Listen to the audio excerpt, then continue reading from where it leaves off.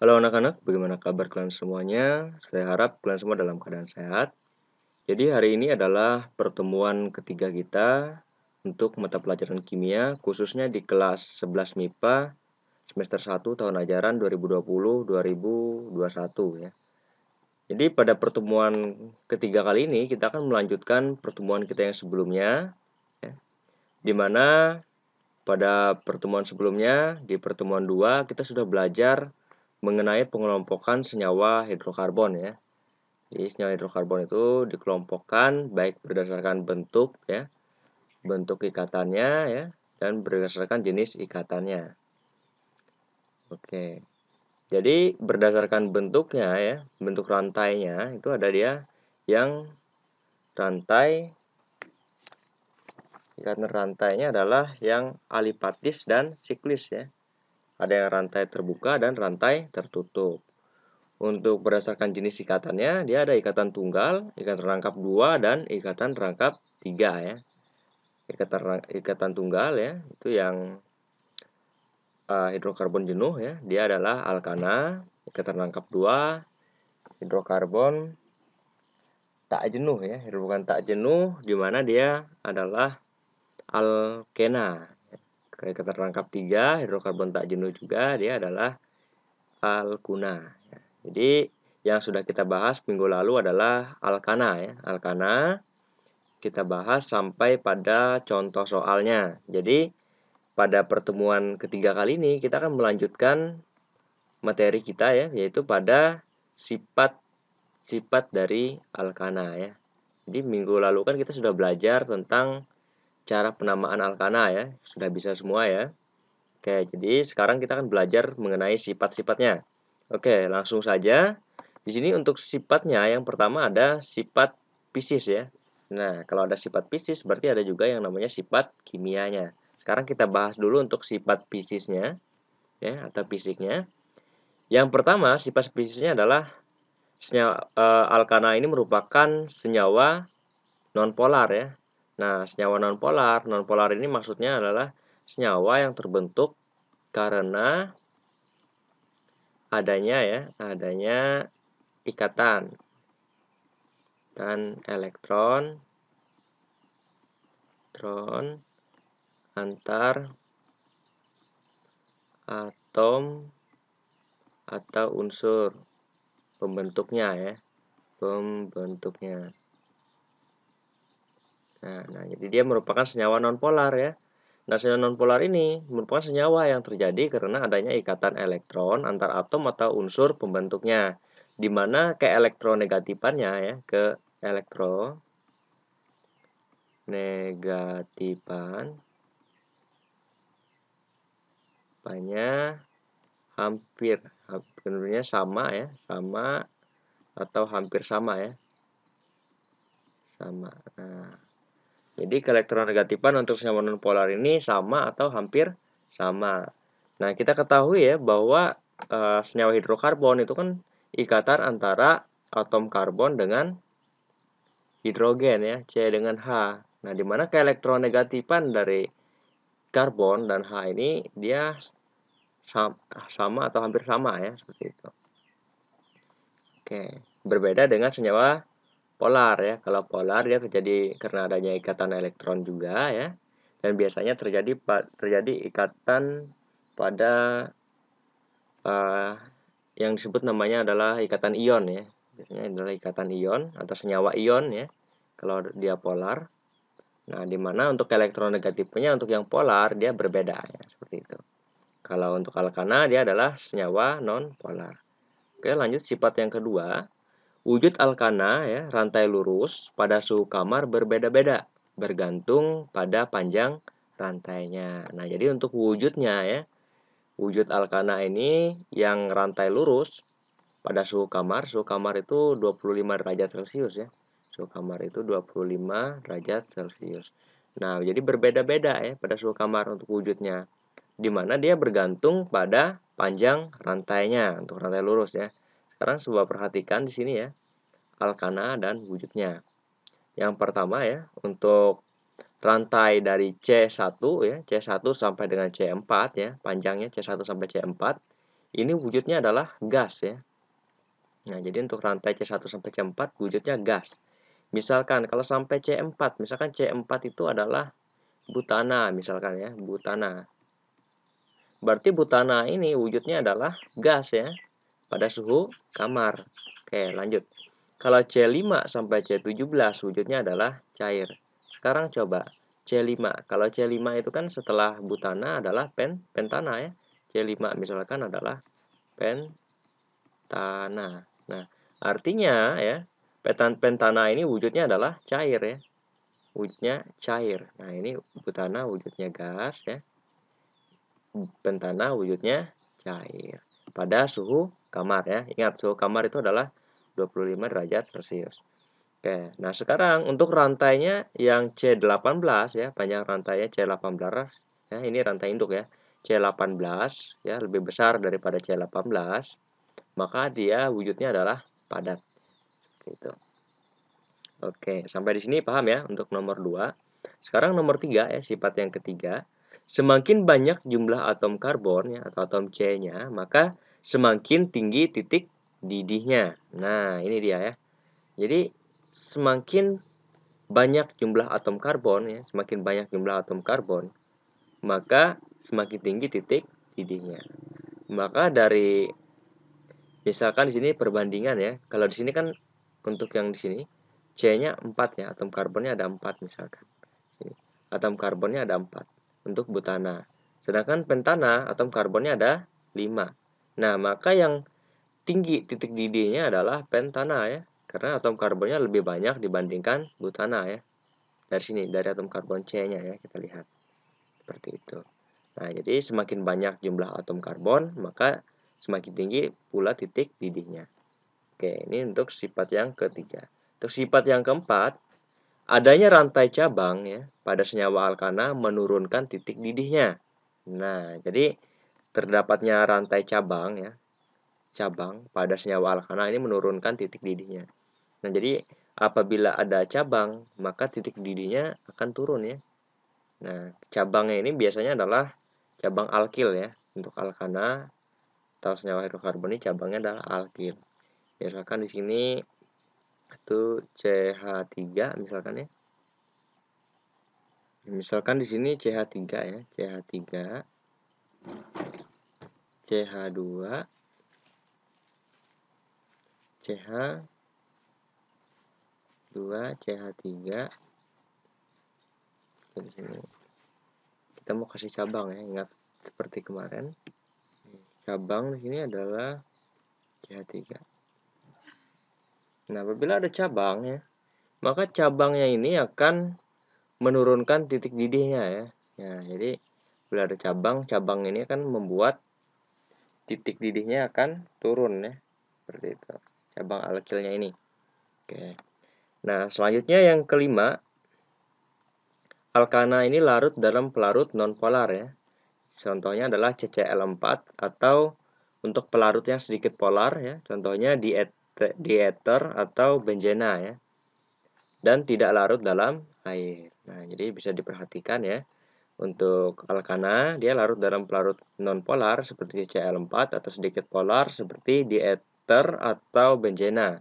Dan untuk alkana ini dia tidak larut dalam air. Seperti itu. Oke, jadi ini untuk sifat-sifat alkana ya, sifat fisisnya. Sekarang kita lanjutkan untuk sifat kimianya ya.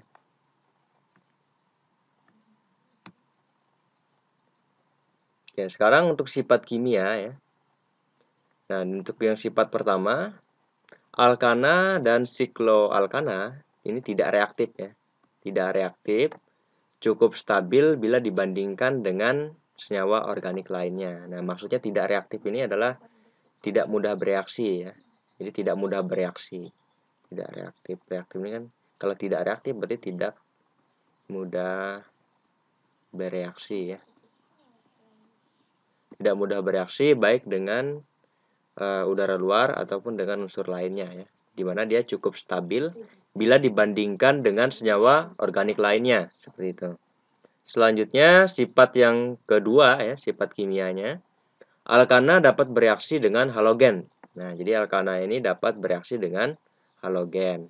halogen ini seperti yang kalian ketahui ya, dia adalah unsur golongan 7 ya, golongan 7. Unsur golongan 7. Nah, unsur golongan 7 itu kan ada F ya, Cl, Br, I ya. Itu unsur golongan 7. Nah, untuk halogen. Nah, salah satu atom hidrogen ya, atau atom H ini akan diganti oleh halogen. Nah, jadi untuk reaksinya atom H-nya nanti akan diganti ya, diganti atau disubstitusi oleh halogen melalui reaksi namanya halogenasi ya, dan menghasilkan alkil halida ya. Alkil halida. Oke, contohnya seperti ini ya. Di sini ada alkana ya, C2H6. Dia bereaksi dengan unsur halogen ya, gas klorin Cl2. Nah, di mana nanti ini ya mengalami substitusi ya. Nah, jadi substitusi nanti dari Cl2 ya. Ya nanti akan substitusi di sini. Nah, nanti hidrogen yang di sini akan lepas ya. Akan lepas. Dan akan lepas ya. Ini kan Cl-nya 1 ya. Ini kan Cl-nya ada 2. Cl1-nya ya, Cl yang satunya akan berikatan dengan C2 di sini ya. Berikatan dengan C2 di sini menggantikan H. Jadi H yang satunya nanti akan lepas ya. Akan lepas. Nanti H1-nya akan lepas. Nah, jadi H1 akan lepas ya. Lepas. Akan lepas. Nah, Cl-nya akan berikatan. Maka hasilnya adalah Cl2 ya. Cl2 H5. Kan H1-nya ini kan lepas ya, sisa 5. Ini kan ada 6H. Ketika H1 itu lepas, maka sisanya adalah 5 dan diganti posisinya oleh Cl ya. Cl1 Cl-nya akan berikatan ke sini ya. Nah, maka di sini dia C2H5Cl ya. Ditambah dengan HCl ya. H yang lepas tadi ya, dia akan berikatan dengan Cl1-nya ya. Nah, berikatan dengan Cl yang satunya yang ditinggal oleh Cl yang menyerang tadi ya, menyerang sini. Maka dia akan membentuk HCl. Jadi seperti ini ya, reaksi halogenasi menghasilkan alkil halida. Ini dia ya, alkil halida. Alkil halida karena dia mengandung unsur halogen ya. Oke, untuk sifat yang ketiga, alkana ini dapat dibakar sempurna menghasilkan gas ini karbon dioksida dan uap air ya. Karbon dioksida dan uap air. Contohnya C3H8 ditambah dengan oksigen ya, oksigen 5O2. Ini akan menghasilkan 3CO2 ditambah 4H2O ya. Oke, bisa diperhatikan ya. Di sini C3H8. Ketika ditambah dengan 5O2, maka dia akan menghasilkan 3CO ya. Di sini kan C-nya ada 3 ya. Kalau reaksi kimia itu biasa harus setara ya. Reaksi kimia wajib harus setara. C-nya ada 3, maka di sini koefisiennya adalah 3 ya. 3. Oksigennya ada 2 ya. Kalian perhatikan di sini ada 2, maka di sini juga ada 2.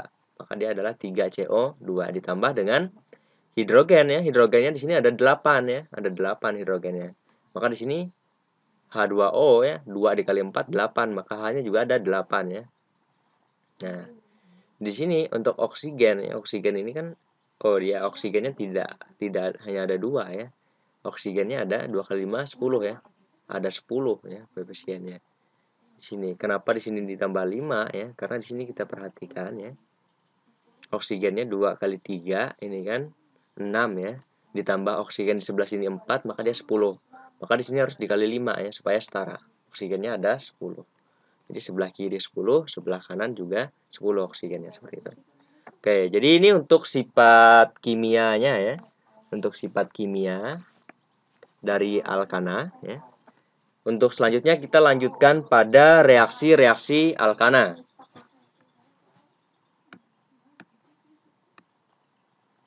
Oke, sekarang kita lanjut pada reaksi-reaksi alkana. Untuk reaksi alkana yang pertama ya, ada reaksi oksidasi alkana ya. Jadi ada yang namanya reaksi oksidasi alkana, di mana ini merupakan reaksi yang terjadi pada alkana dengan oksigen, menghasilkan karbon dioksida dan uap air ya. Nah, jadi untuk contohnya ya, CH4 ditambah dengan 2O2 ini menghasilkan CO2 dan 2H2O. Nah, karbon dioksida ini ya, karbon dioksida, dan ini adalah uap air. Reaksi antara ini alkana ya, alkana dan oksigen ya, ini oksigennya. Selanjutnya, reaksi yang kedua ya, perengkahan alkana. Nah, di mana ini merupakan reaksi eliminasi ya, atau penghilangan ya, eliminasi yang melibatkan peruraian alkana menjadi molekul-molekul yang lebih kecil. Jadi perengkahan alkana ini merupakan reaksi eliminasi yang melibatkan peruraian alkana menjadi molekul yang lebih kecil. Ya. Nah, di mana untuk perengkahan ini ada dua jenis ya. Yang pertama perengkahan termal dan yang kedua ada perengkahan katalitik. Nah, kita lihat apa bedanya. Untuk yang pertama, perengkahan termal ya, atau thermal cracking. Ini contohnya seperti ini. C2H6 ya, dalam wujud gas bereaksi atau terurai ya, terurai menjadi CH2 ya, dengan ikatan rangkap CH2 ditambah dengan H2. Nah, bisa diperhatikan di sini dibantu dengan suhu ya.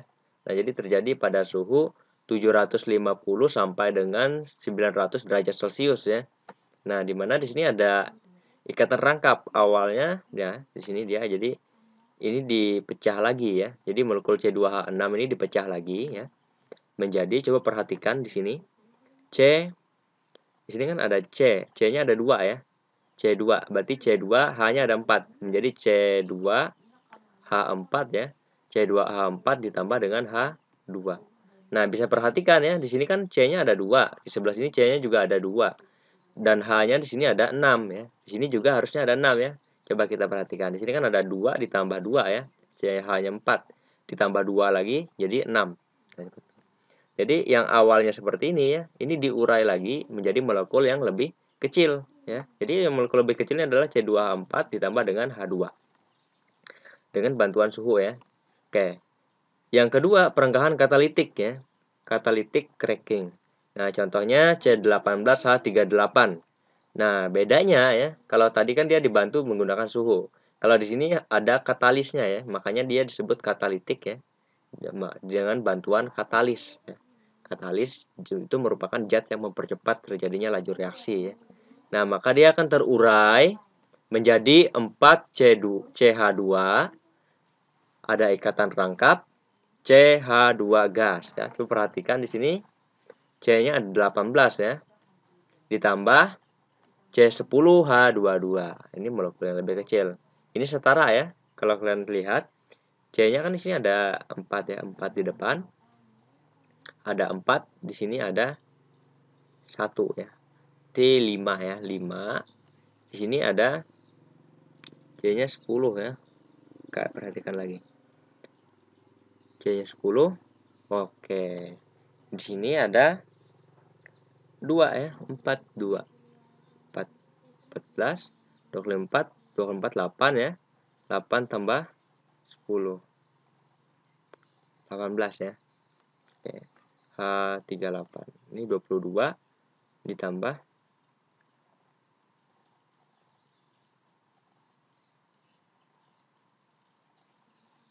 22 ditambah 4. 2 kali 4, 2 kali 4, 8. 48, 8 tambah 2.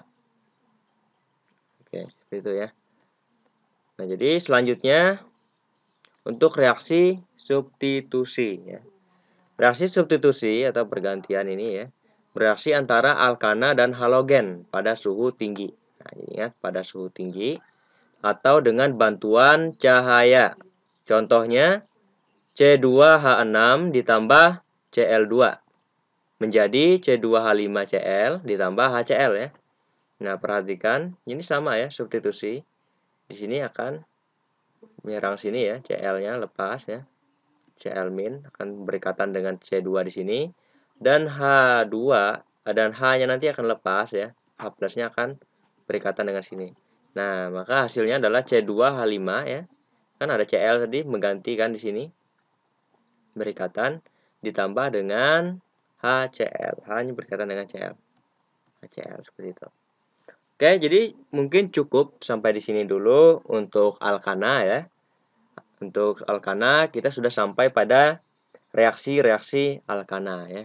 Di mana ada reaksi oksidasi, reaksi perangkahan, reaksi substitusi ya. Untuk alkana. Jadi pada pertemuan selanjutnya nanti kita akan lanjutkan pada senyawa alkena ya. Alkena. Jadi cukup dulu untuk pertemuan kali ini. Ya. Jadi selamat belajar. Sampai jumpa pada pertemuan selanjutnya.